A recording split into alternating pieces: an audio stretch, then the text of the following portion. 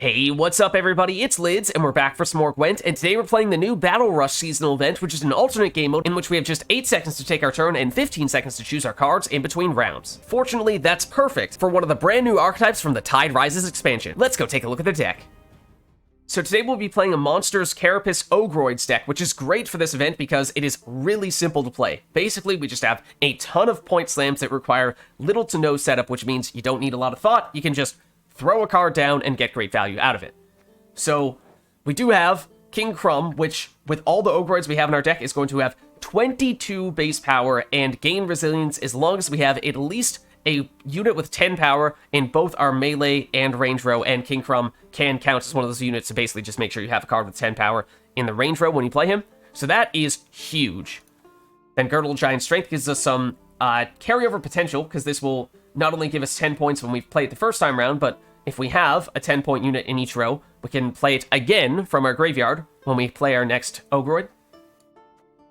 Old Speartip, we'll summon out with Old Speartip asleep, but also Ogroid, also high tempo. Tugo gives us one of our few engines and tempo as well with 9 base power. Cave Troll, not strictly necessary, but does help protect things like Tugo, like Chrum, and whatever other big cards you might have. Also, your opponents tend to overreact to this and try to heat wave it, use whatever other removal they have rather than going after your biggest units, even though this is not actually that big of a threat. Lord Riptide, if you can, get 10 base power cards, or 10 any power cards, in your melee and range rows as quickly as possible, then Riptide will gain armor, and with that, makes it so that when you play him, the Clash will still deal damage to your opponent's biggest card, but potentially, he won't take any damage at all himself, which is really useful. Jotunn is an incredible point slam because we do have 2 Ice Giants. After the rework, that means that Jotunn is going to be a 15-point slam. Golyat, buffed up to 12 base power. Pugo, I like to go Cave Troll and then Pugo as a quick way to get Pugo giving us a 10 base power card, or 10 plus power card in one row, and the defender has all the armor, so he tanks the damage, so don't have to worry about the downside on Pugo. And that's a quick way to set up the might for Chrum. Old Speartip asleep, as we said, to get Old Speartip out. Ogre Warrior, you want to have as many 10 power cards on the board as possible when you play this, so this is your finisher. And Ice Giant, mostly here just to set up Jotunn, otherwise, card that you probably want to mulligan. Cyclops gives us a little bit of control if you really want it, although be a little bit careful here because, generally speaking, we're going to have really high power cards, so the unit that you destroy is going to be really big, so you better have a really big or really important card to move on your opponent's side, otherwise that's going to be a negative point play, so it's mostly just here for giving us more Ogroids to set up other cards. Phooca is one of our few engines. It is relatively low tempo relative to the other stuff, but it does help in a long round, so just weigh whether you want to use this based on how long the round is. Which Apprentice, also one of our few engines, in this case not an Ogroid, bear that in mind, but because Sabbath and Might have a lot of overlap, should be fairly easy to set this up. Ice Troll has been reworked. This is also an engine, although this is one that I am not a huge fan of compared to some of our other cards that can get boosted more quickly than this. So this is another card that you probably want to mulligan in most situations. And then the Enraged Cyclops is also a point slam or an engine, depending on exactly how many Ogroids you have in your hand. So you do want to play this relatively early so that that timer either triggers immediately or is relatively quick. And then Nekker, another one that is mostly just filler because it is an Ogroid, but does give you some engines if you do have yourself in a long round. So there's a look at the deck, and like I said, it is very simple. We have a few engines, but for the most part, we are just point slamming our way to victory, and especially with things like a 22 base power resilience unit, we can do that very effectively. So let's go see it in action. Alright, so going up against Syndicate here, and we'll go first. Alright, we have Chrum, he's huge. We do have Old Speartip asleep and base Old Speartip, so let's dump you. Let's maybe... yeah... dump the Ice Giant, not a huge fan of that, and we have a lot of engines here, so might not need Butch Apprentice. Ice Troll also, not great though. Maybe, see, we'll go, I guess we will go Phooca first. We do want to have high tempo though, so it's a little bit iffy going with a bunch of engines. That is definitely an engine. We could even remove it immediately if we really want to. If we were to go the Cyclops route, but I kind of want to at least do this first.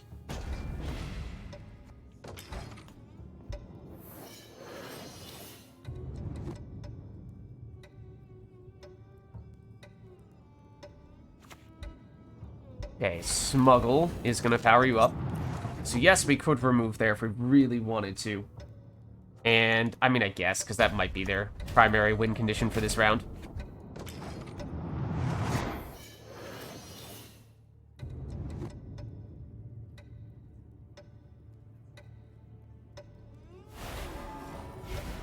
Okay, and that's why they're not going to get as good value out of this.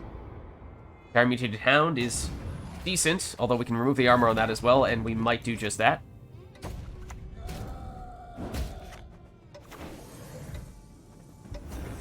Technically should have saved that to put something in the range row here, because we definitely have enough power in this row to get Might. We could now actually have Sabbath, so we could put Witch Apprentice here, but don't have anything big enough to trigger Might, which means at the moment King Chrum does not even work. But we can use leader ability charges to get a little more boost on here if we need to.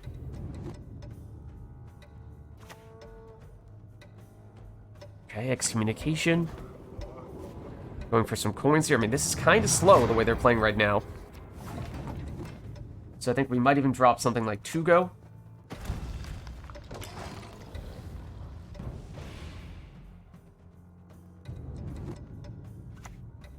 Okay, Procession of Penance. That's more tempo. And if we put you here, that should mean that by the time this gets boosted up, we will have Might.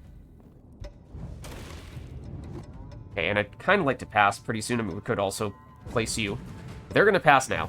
Okay, so that's decent. We won going a card down. We do have a 22-point King Chrum, though, so we might try to push a bit in round 2. Okay, so I think what we might do is drop Cave Troll, Pugo, then Chrum. That way we have Might when we play Chrum, because that is important. Let's dump Ice Giant. It's not a huge play. Jotunn also works, but let's go here first. This will be help protect Chrum, so they don't do anything to remove him. He'll be a card that can take the hit from Pugo pretty well. Roderick. Okay, so obviously we're running the risk of going a card down here, because we did play one more card in round 1. But the reason why we're doing this is because we like short rounds, since we have a lot of tempo, and they're seemingly more of an engine Fireswarm deck. And this is also a way to take much better advantage of the resilience on a 22 base power unit. So here's where we do this. And now things become very difficult for them, because we could pass on this turn and just see if they can come anywhere near matching our tempo, and they can't. So I think we pass now. We could potentially 2-0 them. But if we pass now, I think it's still going to take them several cards to catch us, and so we're potentially going to have card advantage in round 3, in addition to having a 22-point body on the board, because, yeah, they haven't caught us yet. This is the downside of going an engines-oriented deck, especially if we're trying to push 2-0, or at least push aggressively with the bleed in round 2. Philippa sealed the defender, I imagine. Yeah, but that's okay. It's enough for them to catch us, but not enough to stop Chrum. So we've, yes, bled them very successfully in round 2. They will win it, but now we have 2-card advantage with a 22-point body on the board in round 3. And in a short round like this, we probably don't really want to see Nekker. You could be pretty good. You could be pretty good. You could be pretty good. Not a huge fan of the Ice Troll. Okay, Riptide. Much better. Okay, Jacques. That'll probably be their biggest card. Let's go Cyclops first, so that it has time to activate. I think it should, because we do still have a decent number of Ogroids in our hand here. We need one more turn, so hopefully that stays alive long enough for that to happen. Okay, they're just going coins.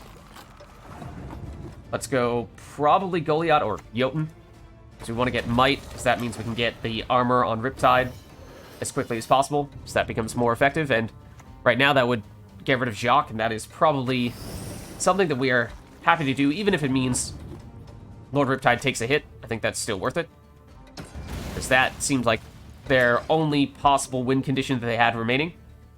And now it's gone. Okay, that's certainly not going to be enough. So obviously we still have plenty of ogres remaining, but it doesn't matter. The 22-point Chrum carries us to the win. Alright, so going up against Skellige here. And we'll go first. Alright, so they're probably going to have some rain damage, so we want to make sure we have enough tempo to get up to Might relatively quickly and efficiently here. So trying to give ourselves some good ways to make that happen. And to be honest, not loving what we saw initially there. We can go old Speartip. At least give ourselves some time for that to power up, but yeah. Okay. We do have more engines than I would perhaps like to see. And the Cyclops, which, yeah, it's maybe not the best option for them. Okay, so we might even have to go Witch Apprentice here. Obviously, it's very early for the purposes of Sabbath. But once this flips over, transforms, we might be there.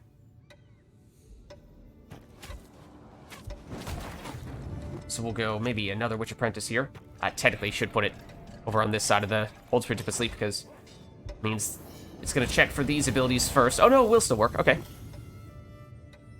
Technically, I'd argue that shouldn't have happened, but we'll take it. A couple extra points on each of the Witch Apprentices. Okay, Kraken's going to move all those guys to this row, I assume. Yeah. It's a bit unfortunate. They're going to try to remove Kraken, of course. And, well, maybe we could Tugo here. Unfortunately, not quite on Might just yet. But that is going to be a way to potentially boost up this Kraken, make it a little bit harder for them to get rid of it.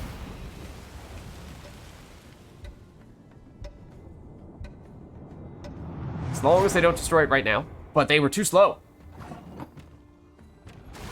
Okay, they will get out their Anglerfish, though. We might even Girdle Giant Strength here on the Kraken. Let's do it.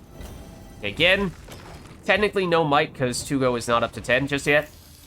But we have a lot of tempo here. And they are not going to be able to match that, so we'll win round 1, even after they committed one of their biggest cards.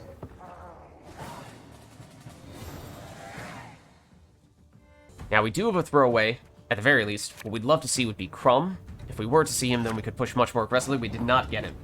So, in that case, I think we might just use Ice Troll as a throwaway. Yes, we could have gone Enraged Cyclops if we actually wanted to push aggressively. And, you know, I mean, we technically still could.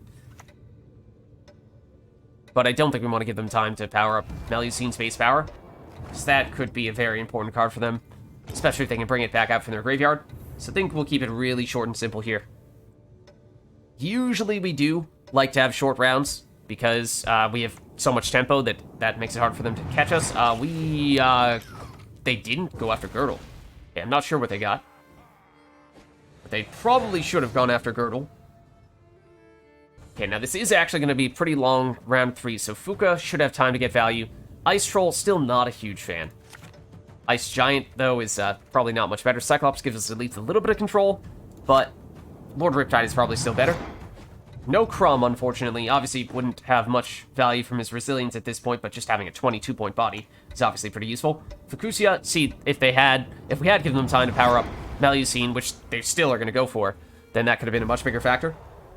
So we actually need to be really careful, though. In fact, tell you what, we're going to get rid of Melusine right now. Just get rid of it. They clearly were going to use Melusine as one of their most important cards in that round. That's why they immediately got it back out with Phooca. Yes, would have been great if we had gotten time to get the armor on Riptide, but I think that was a sacrifice that was still worth making. So now we'll go with Phooca, so we have time to set up our engines. We should, however, try to get Cyclops down here quickly, and in fact, if we have enough Ogroids to immediately trigger this, then do we? I think we might just barely. Then that will trigger the Thrive. We do. Okay, great. Because if the timer is still active, then it does not trigger the Thrive, because it's just a 4 base power card in that case.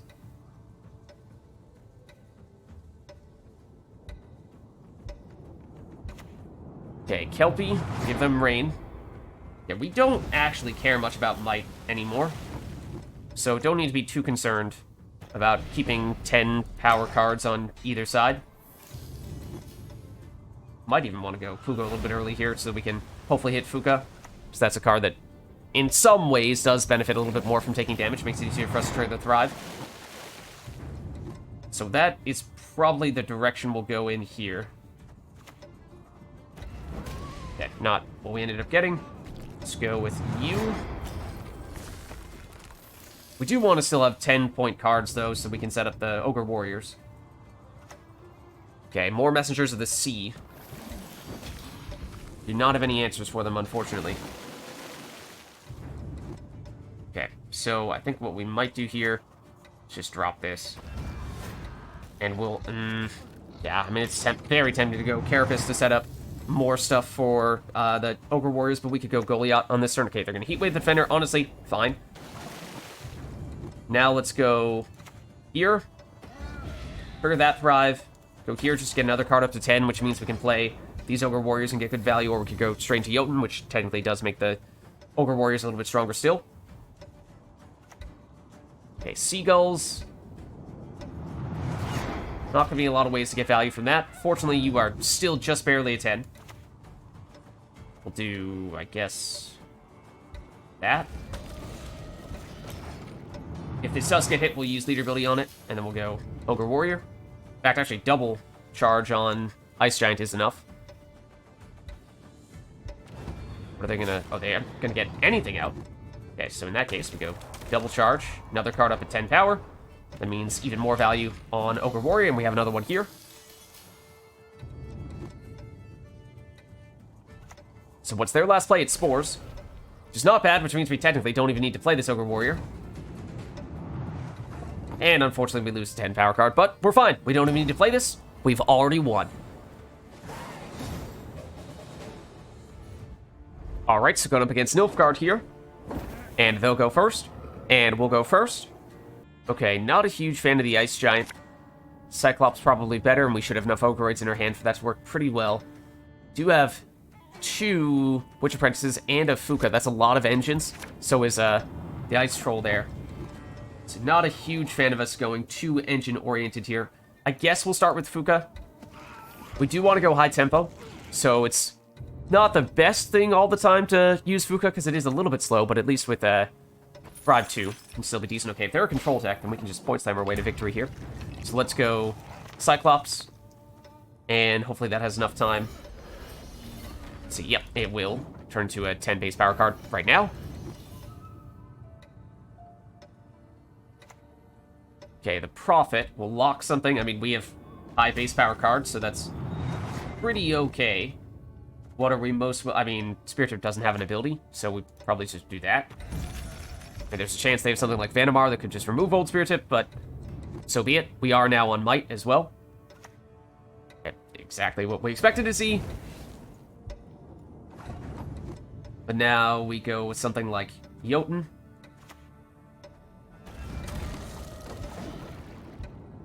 And we're back on Might. Okay, Master of Puppets, that's pretty big, so that's surely what they're going for, right? But, let's see, we're not quite on Sabbath unless we do this, I think. Now we should be. Now they have a case to be made for stealing that, actually. Okay, they have a case to be made for stealing both of them. But, okay. Well, tell you what we'll do. Little overkill. We'll at least get rid of one of those. It's a pretty big point swing if they were to use that. Unfortunately, we can't answer that one, though. Okay, so yeah, they'll make that steal. They'll Renfree's gang. This is a little unfortunate because we don't have great options for the melee rogue here because you need to go... Or for the range rogue, rather. So I think we're going to have to go Tugo.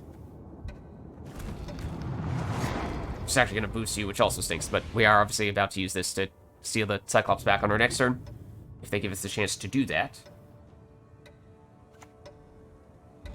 Ah, that was very clever. Okay, well, at least we had reason to boost Cyclops now, or rather, the Master of Puppets now. Okay, let's use Girdle Giant Strength here, so we're at least back on Might, and that also gives us some carryover potential. Now we have multiple cards tied at 6, so you're doing better work for us now. So we'll win round 1. It's a little tricky with, of course, their control.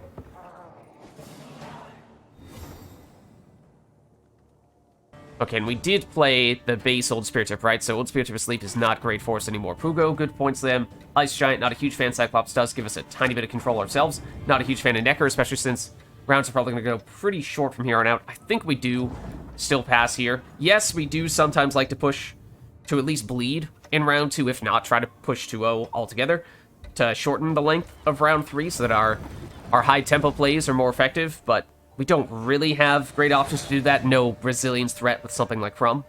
Alright, but here's Chrum. Obviously the resilience doesn't matter too much anymore, but 22 base power is obviously a lot. Nekker, do we have enough time to make it work? I'm a little bit skeptical. Phooca is at least higher base power and gets boosted up higher, making it a better might option for us and better setup for things like the Ogre Warriors. So this is a little bit longer of a round than I would usually like to have, but we kind of accepted that that was going to be a possibility. Let's go Cave Troll first, and I'm thinking we'll go Pugo after that. That way we hit you, you have the armor, so that's not a huge deal. It also means if we play Chrum in the melee row, hopefully we can prevent them from doing much against Chrum. Let's do this. We don't have Might yet, because we do still need a bigger card in that row. We would like to get Phooca down early, though. Okay, they're going to lock you? I mean, that's fine. Or bleed. Okay, that makes more sense. So let's put this here. And honestly, we could use Carapace just for the status immunity, the Veils. Okay, Blight Maker, I mean, we have Riptide, but we'd kind of like to wait to see if they have anything bigger that they're going to play. Then again, don't really have many alternatives here. So I guess we're just going to play him now, and that does proc Phooca's Thrive, so that's nice in that sense. Now I'm thinking we're going to Carapace, Ogre Warrior. I'm not really sure what we're going to use Cyclops for. Maybe destroy Cave Troll and get some damage there. Okay, well, Cave Troll served a purpose, I suppose. I'm curious what we're going to get out with this.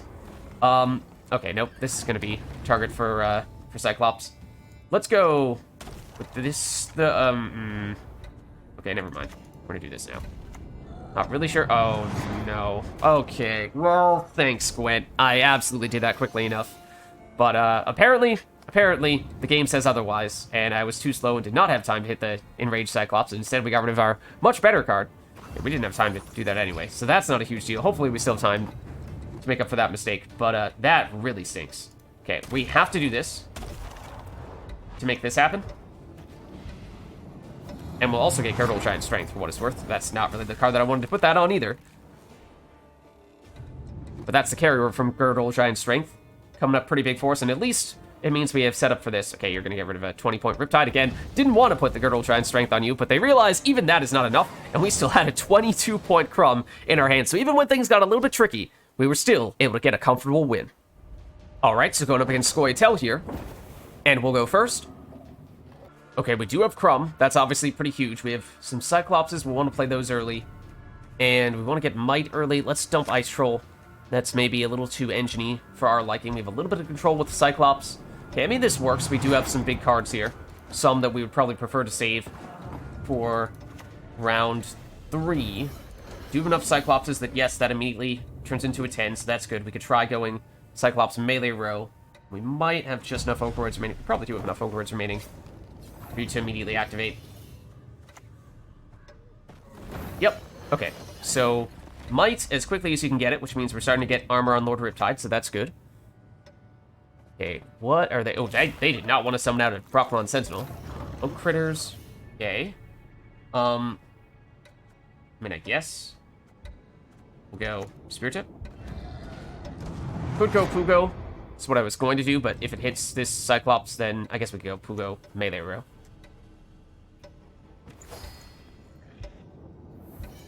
And they have a bunch of little units, which means we don't really want to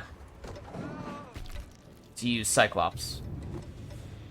Probably go Girdle, and that might even be our last play here, because we have a ton of tempo here. I mean, we could leader ability and then use an Ogre Warrior. It's pretty solid value there. We could do that.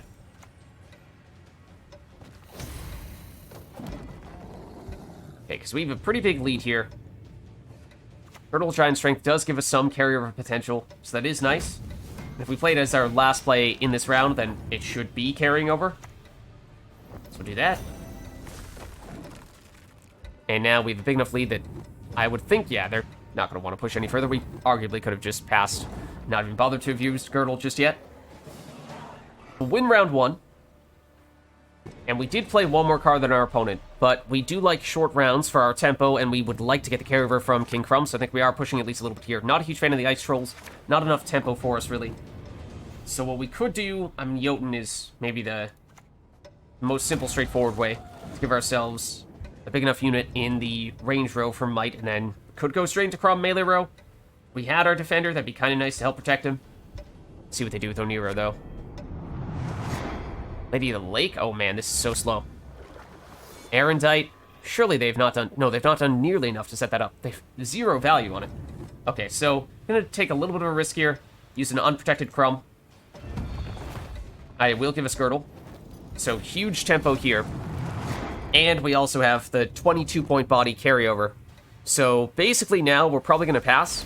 And we're going to dare them to try to catch us, which they should not be able to do in one card. That would be pretty much impossible.